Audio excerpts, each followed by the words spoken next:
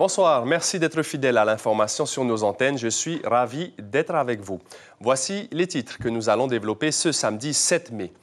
Elles sont arrivées à Tahiti après un long périple qui a débuté à Hawaï il y a une vingtaine de jours. Les navigateurs des pirogues traditionnelles Hokulea et Hikianalia ont été accueillis aujourd'hui par près d'1 millier de personnes.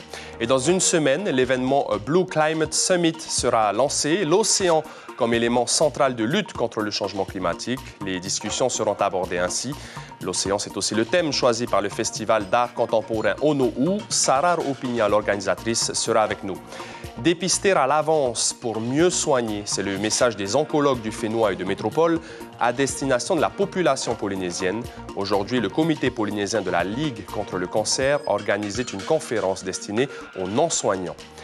Elle est l'invitée de notre rubrique consacrée aux artistes. Le samedi, Tehono Rahua, sa voix était incontournable dans les années 90. Vous découvrirez ou redécouvrirez la chanteuse Meire Adjeli dans ce journal.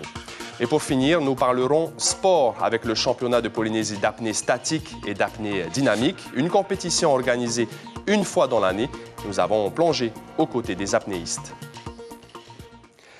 Merci d'être avec nous. 5 ans après le dernier voyage de ce type, les deux pirogues traditionnelles Hokulea et Hikianalia sont arrivées à Tahiti après avoir touché terre à Rangiroa. Le voyage avait débuté depuis Hawaï le 18 avril dernier. Aujourd'hui, plus d'1 millier de personnes ont donc accueilli les navigateurs. Suliane Favnek et Teiva Ribé y étaient. 5370 km, c'est le chemin parcouru par les deux pirogues Hokulea et Hikianalia. 46 ans après leur premier voyage, elles sont de retour dans le berceau du triangle polynésien pour sanctuariser la route de leurs ancêtres. Avec à leur tête une femme capitaine et navigatrice, une première.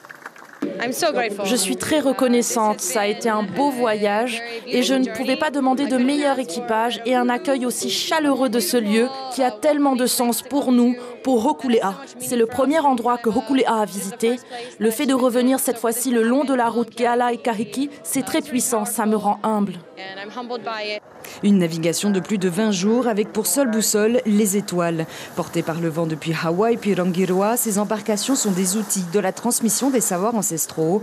Elles sont aussi un moyen d'interroger la jeune génération sur hier et aujourd'hui. Je pense qu'ils l'ont emmené encore plus loin.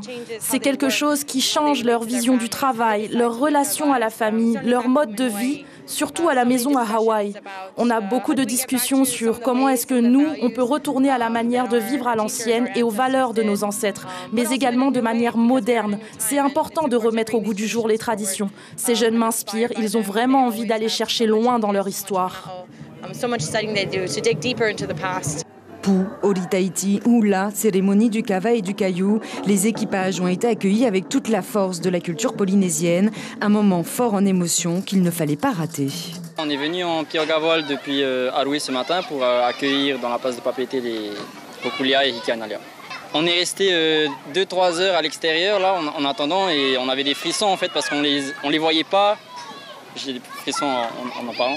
On les voyait pas et en fait on les a vus arriver, on a vu les mâts en fait grandir petit à petit jusqu'à là devant et en fait ouais on était excités. Voyager comme ça avec la nature et les étoiles, c'est formidable. Moi je trouve même moi-même, j'ai toujours voyagé avec une boussole comme je suis militaire, alors pour moi c'est grandiose quoi. Quand je vois ces jeunes là qui participent au voyage. Perpétuer la transmission et l'échange, c'est tout l'enjeu de ce voyage et de cette rencontre entre Polynésiens. C'est important de saisir un peu les consciences polynésiennes, surtout des jeunes, de ce qui se passe aujourd'hui. C'est une perpétuation de ce qui se passait il y a plus de 1000 ans et qui s'est repassé en 76, qui s'est repassé en 95, en 98, etc., etc. Et on continue, on n'est que des passeurs aujourd'hui et on passera ça aussi à la génération suivante. Donc il faut que cette génération soit sensibilisée dès aujourd'hui à la navigation aux étoiles. Cette navigation est aussi une préparation au prochain grand voyage autour du Pacifique, Moana Nui Akea, prévu en 2023. Et après Tahiti, les pirogues partiront dans quelques jours à Raiatea pour une cérémonie sur le marais Taputapuatea avant de participer au Blue Climate Summit. Et puis à noter, en marge de l'arrivée de Hokulea et Hikianalia, l'équipage Tauha, composé de Teiva Véronique, Niuhiti Buyar et Jean Roca, sera de retour des Tuamotu demain à bord de leur Va'ataie de type Holopuni. Ils ont effectué un pèlerinage baptisé Te Ara i Toku Kainga de plusieurs jours entre Tahiti, Makatea et Rangiroa.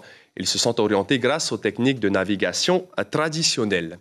Une petite délégation de l'État et du pays était en visite à Rangiroa jeudi pour étudier les possibilités d'aménagement des abris de survie sur l'atoll. Les bâtiments du CETAD ou encore des infirmeries de Tiputa et de Avatoru ont été visités car l'intérêt est aussi de permettre la rénovation d'installations d'utilité publique. Grâce à la Convention Abris de survie 2021-2025, 17 abris au total doivent être construits, réhabilités ou agrandis dans l'archipel des Tuamotu pour un montant total de 6 milliards de francs CP. Écoutez Frédéric Sautron, le chef de la subdivision administrative des îles Tuamotu-Gambier. Il nous en dit plus au micro de notre correspondant Matua Hawata. Cette construction, en fait, doit se faire pour des bâtiments qui sont utilisés au quotidien afin d'avoir un entretien qui dure dans le temps. Sur Rangiroa, on a environ 2800 personnes à abriter, donc 2800 mètres carrés de construction à faire. Et l'objectif, c'est de trouver des capacités de bâtiments qui servent au quotidien et qui puissent être construits pour servir d'abri. On connaît tous le festival Ono'u qui existe depuis 2014. Eh bien, cette année, l'événement s'associe au Blue Climate Summit. Les artistes graffeurs locaux font preuve donc d'une imagination débordante car le thème, l'océan, est immensément inspirant. Illustration dans cette résidence sociale à Papeete. 6 artistes travaillent actuellement sur cette fresque. Chiquita Teivadaruzes et Marcel Bono ont pu contempler les premières esquisses aujourd'hui. Une fresque autour du thème de l'océan et de ses ressources, l'idée était en gestation depuis janvier. Un univers majestueux qui se dessine d'heure en heure devant les yeux ébahis des familles de la résidence Lune, et ce, depuis 3 jours. Quand les petits enfants vont voir, ça change, ils vont voir, il y a des méduses, un peu de murènes. C'est un bon projet, ça améliore notre bâtiment, quoi. Du coup, on a hâte de découvrir ce qui va se passer après. Une collaboration entre 6 artistes amoureux de la mer. Chacun apporte son savoir-faire avec parfois comme assistant les jeunes de l'immeuble. On a fait des thématiques en fait, en fonction des étages. Donc on va travailler sur la bioluminescence en bas. Ensuite on va être sur un deuxième étage où on va aborder le biomimétisme. Et ensuite on va aller sur les mangroves, donc sur un aspect biodiversité des océans. Chacun de son côté, et là on a assemblé toutes les pièces du puzzle pour qu'on puisse monter en fait le projet sur l'immeuble. L'idée d'apporter de la couleur dans la vie de ces familles a séduit tous les dessinateurs, comme Heyar Imetua, plus connu sous le pseudo de Rival, mais aussi Ravage, illustre tatoueur. Mon rôle, c'est de faire des motifs polynésiens à l'arrière on va dire en background. Et ensuite, il y aura des éléments qui vont s'ajouter pour éclaircir un peu les couleurs.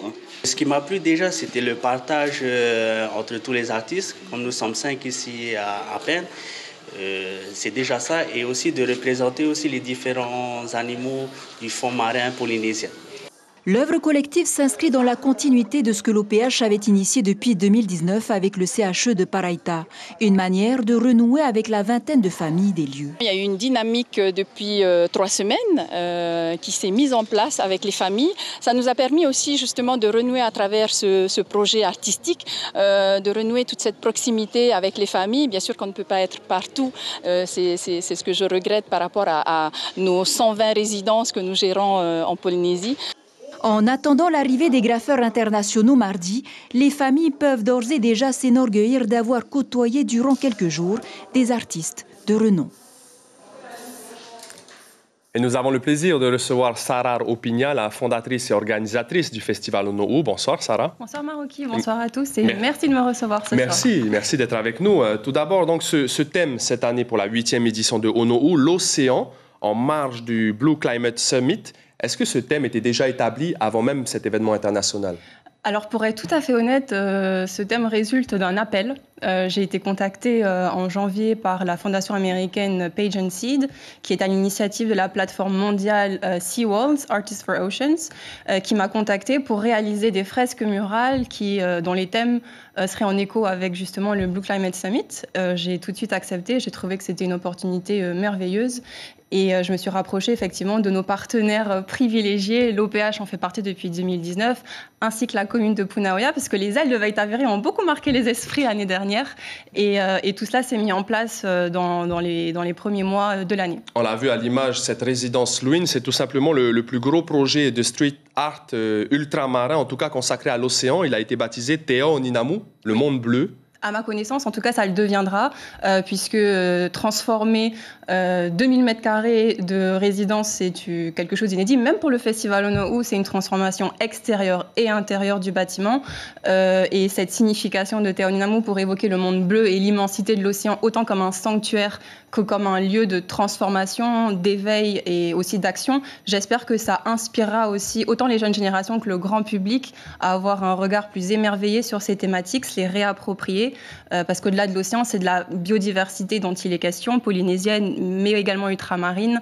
Et avoir l'OPH qui nous permet de porter ce projet en partenariat, c'est absolument phénoménal. On a connu Ono'u à Tahiti, aux îles sous le vent, et désormais on connaîtra Ono'u à Makatea. Est-ce que vous pouvez nous en dire plus? Tout à fait. Alors, les 3 temps du festival cette année, c'est d'abord Luynes, ensuite le grand projet de la légende de la conque sacrée qui représentera le thème qu'on travaillera avec Punaoya. Sur la façade de Punaoya. Oui, dans le cadre de leur 50 ans anniversaire.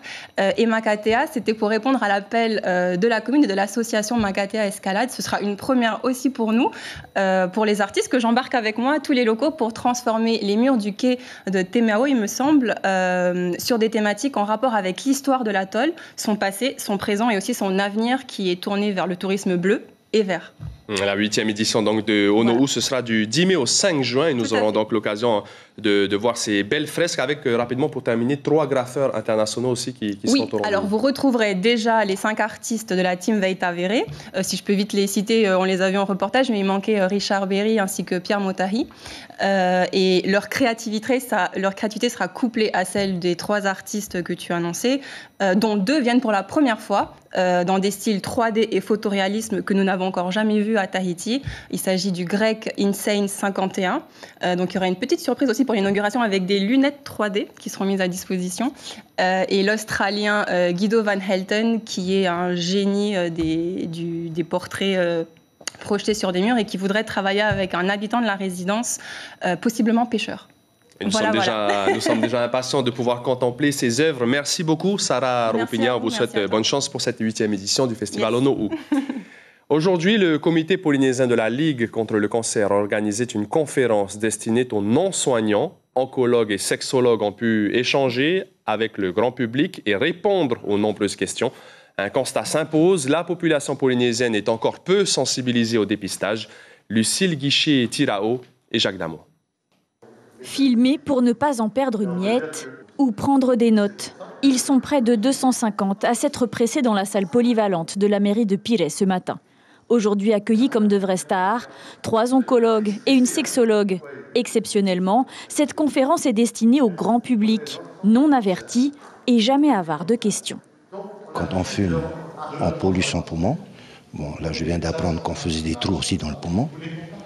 Donc, ma question, c'était, est-ce qu'on pouvait, on va dire, comme on se brosse les dents parce qu'ils sont sales, est-ce qu'on peut faire la même chose avec les poumons? La réponse, c'était non. On s'est intéressé au cancer que lorsque ça nous a affectés, mais sinon, à part ça, on s'inquiète pas. C'est pas seulement la prévention, c'est aussi le traitement, c'est aussi les résultats qu'ils ont observés en traitant les malades polynésiens qui vont en métropole. C'est ça qui est extraordinaire. On n'a pas ça, on ne le trouve pas. Il faut être là pour écouter ça. Pendant 3 heures, les médecins présentent les différents traitements et les avancées de la médecine. Chirurgie, chimiothérapie, immunothérapie ou encore thérapie ciblée. Pour dédramatiser et mieux soigner, il est important d'en parler. Il y a toujours cette crainte d'en parler, peut-être aussi la crainte d'avoir cette réponse qui est malheureusement positive dans certains cas. Et en effet, on va beaucoup s'attarder à la sensibilisation, mais je crois qu'aujourd'hui, c'est aussi la crainte des traitements parce qu'on ne les connaît pas, on en a une idée, on connaît les conséquences, mais on ne connaît pas les raisons et la nécessité de faire ces traitements. Le cancer du sein le plus répandu chez les femmes guérit dans 85 à 88% des cas grâce au dépistage et aux nouveaux traitements. Et puis sachez justement que le dépistage du cancer du sein, par exemple, est gratuit à partir de 50 ans, donc n'hésitez pas. Place désormais à la rubrique du samedi soir consacrée aux artistes Tehono Rahua.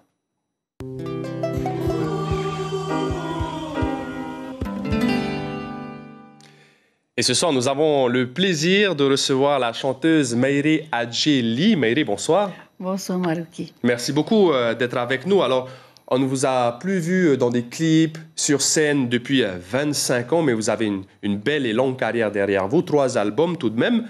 Qu'est-ce que vous avez fait entre-temps? Entre-temps, comme je pense comme toutes les personnes, on fait un foyer.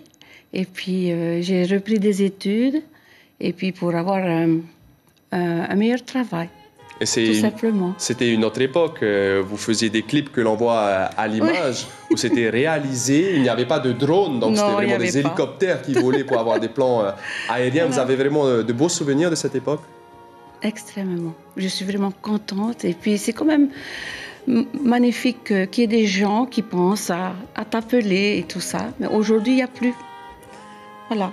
C'est ce que je regrette, en fait. Vous êtes en tout cas très investi aussi dans la vie paroissiale et vous chantez pour l'Église, c'est bien cela? Oui. En fait, je chante plutôt pour la gloire de Dieu. Parce que à partir du moment où j'ai su, c'est vers l'âge de 11 ans que je pouvais chanter juste, puis que voilà. Et j'ai compris que c'était un don que Dieu donne. Et automatiquement, par reconnaissance envers lui, je me suis dit, je vais le louer, je veux le louer, je veux le remercier pour ce don. Et votre âme d'artiste est forcément liée à Dieu. Tout à fait, tout à fait. Vous avez contribué à un projet, notamment l'écriture d'une chanson sur le suicide. Ça aussi, c'est important pour vous, cet investissement? C'est tellement important, surtout de nos jours. Je suis tellement triste de voir qu'il y ait des jeunes qui, facilement comme ça, enfin, je mets entre guillemets parce que je sais qu'il y a beaucoup de douleurs cachées des fois. Et je pense que dans leur souffrance, ils se disent « je n'ai plus de valeur, c'est plus la peine pour moi de vivre ». Mais je veux leur dire que nous sommes un pays qui croit en Dieu. Et la parole de Dieu ne ment pas. Lorsque le Seigneur dit que je suis avec vous tous les jours, c'est vraiment, vraiment, je l'ai expérimenté. Je voulais leur dire que le Seigneur est là. Et j'ai un verset que j'aime, que je voudrais dire, c'est dans Matthieu 11, verset 28 qui dit, c'est Jésus qui le dit, « Venez à moi, vous tous qui êtes fatigués et chargés, et je vous donnerai du repos. » L'entraide et la foi, donc, sont vos credos. Rapidement, nous allons terminer sur une petite chanson avec que vous m'aviez demandé. Exactement. Et j'ai plein d'amour. Et c'est avec plaisir que je le chante. C'est à vous. Et je voudrais remercier mon frère Charles Adji qui a composé ce chant. J'ai plein d'amour pour toi,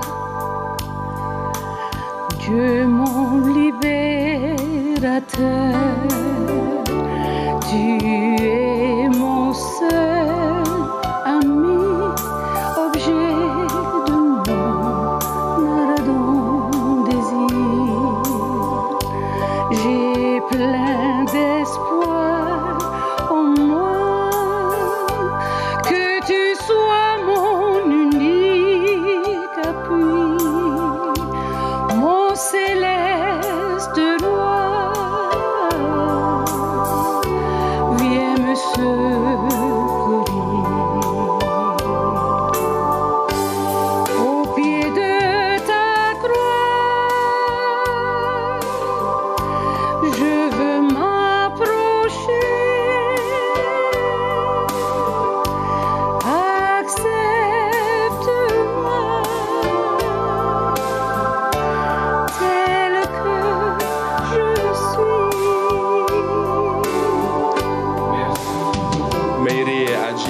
Pour ces quelques paroles de sagesse. Merci beaucoup et je vous souhaite une très très bonne soirée. Merci. Les usagers du stade Willy Bambridge à Papeete l'ont forcément remarqué. Depuis le début de cette semaine, l'enceinte est fermée car des travaux de rénovation ont débuté. Ils vont durer plusieurs mois, ce qui complique le calendrier sportif des établissements scolaires et des clubs des alentours. Les précisions avec Herevei Hoata et Nicolas Suya. Vous ne verrez plus de coureurs au petit matin au stade Bonbridge. À la place, des tractopelles et des travailleurs s'affairent désormais. Le stade est interdit au public, ce qui cause quelques petits désagréments aux parents d'élèves de l'école voisine. Aujourd'hui, le fait de ne plus avoir le stade ouvert, ça nous permet de les déposer, certes, mais sans la même sécurité puisqu'ils restent sur le trottoir. Voilà. Vous continuez à le déposer sur le trottoir ? Non, actuellement, je dépose sur le parking du skate. Donc j'accompagne mon fils à l'école. Mais voilà, c'est beaucoup moins pratique pour moi que de le déposer devant l'école ou bien de le laisser au stade. Ces travaux sont annoncés depuis la rentrée dernière, ce qui a laissé le temps au corps enseignant du collège de Tiperuy de trouver d'autres infrastructures qui se situent toutefois plus loin et nécessitent un trajet en bus. On a 1h50 exactement, on a 10 minutes de trajet, on le sait, donc on a des cours d'1h40 en temps normal. Bon, là, ils vont être réduits par le temps de transport qu'on va avoir. On devrait normalement, si tout va bien, aller du côté de la mission. Donc voilà, donc on va prendre en compte ça dans nos cours. C'est un coût supplémentaire pour l'établissement, on l'a prévu, voilà, et le ministère nous accompagne voilà, sur cette période de fermeture. Bon, c'est une chance pour nous, puisque ce stade il nous est mis à disposition à titre gracieux par la mairie de Papeete. Les footballeurs du club Central Sport ont également vu leur lieu d'entraînement déplacé. C'est au club Aorei qu'ils ont trouvé refuge le temps des travaux que le président attendait avec impatience. Le terrain était trop utilisé. À mon sens, il faudrait le planifier pour le futur. Sans cela, ce terrain ne va pas perdurer dans le temps. Ça fera comme là à peine une quinzaine d'années que ce terrain a été inauguré. Et bon, ça a un coût. 150 000 francs, c'est le prix que paye le club pour la location du terrain où il est actuellement.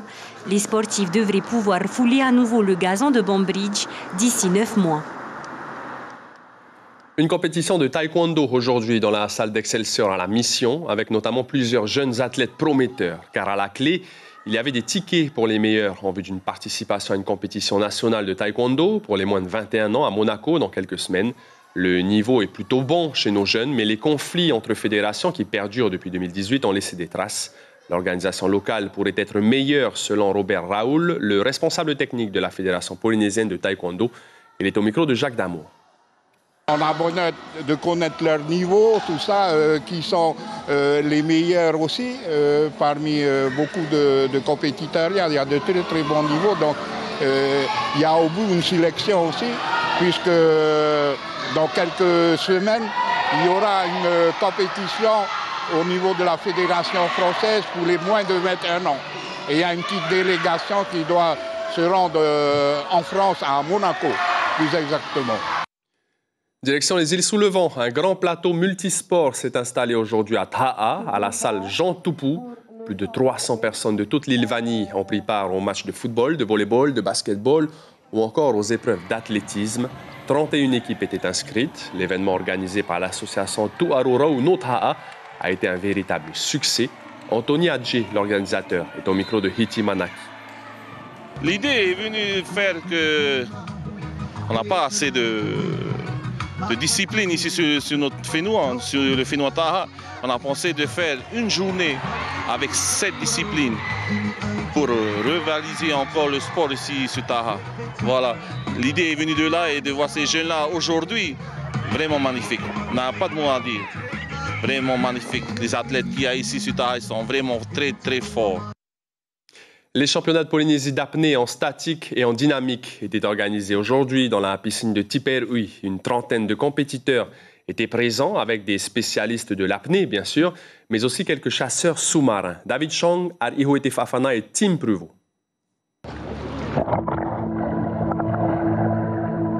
L'apnée dynamique avec palme. Ici, on cherche à se préserver de l'effort physique, se laisser glisser dans l'eau. Laura a battu son record ce matin. Elle réalise 100 mètres, un aller-retour complet dans la piscine de Tiperuy. Respire bien, respire bien. Respire bien, il est là. Respire. Une fois que j'ai vu la ligne rouge, d'habitude c'est mon max. Du coup là je savais qu'il y avait la sécu, ce qui est hyper rassurant aussi, donc je suis allée au bout du bout. Et je pense que j'ai pas vu venir le mur, donc c'était bien qu'il soit là aussi. À ce niveau, l'aide d'un professionnel peut faire toute la différence. Je travaille vraiment sur le relâchement de la musculaire au niveau de la cage thoracique, des cervicales et tout, parce que souvent c'est ce qui est le plus tendu. Après, je vais travailler aussi sur le diaphragme, etc.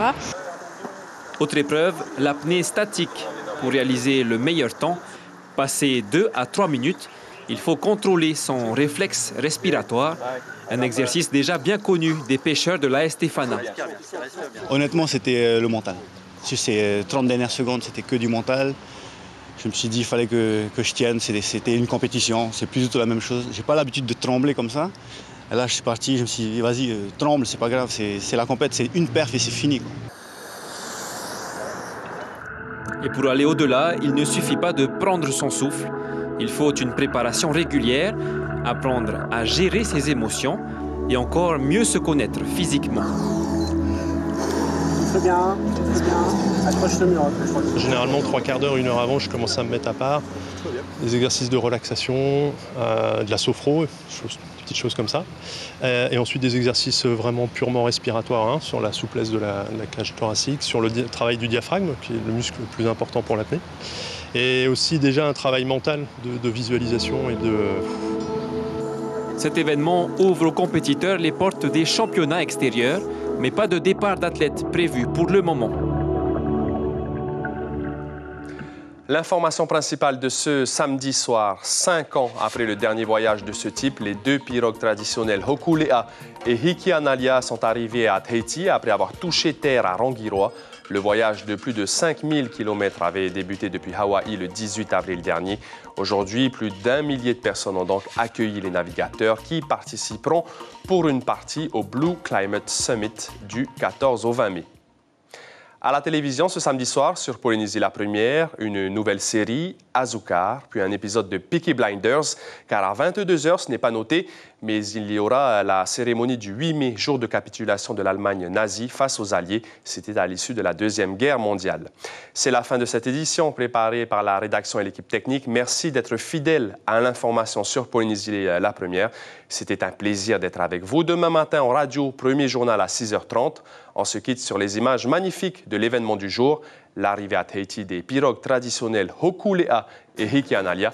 Je vous dis à demain, passez une excellente soirée.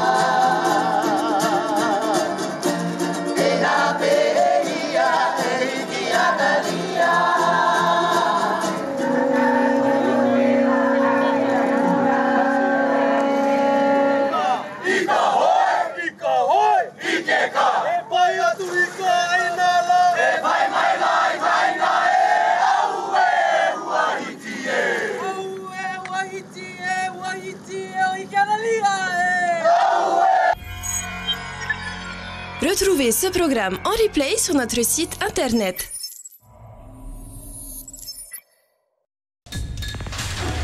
L'information en continu sur Polynésie la Première, internet et réseaux sociaux.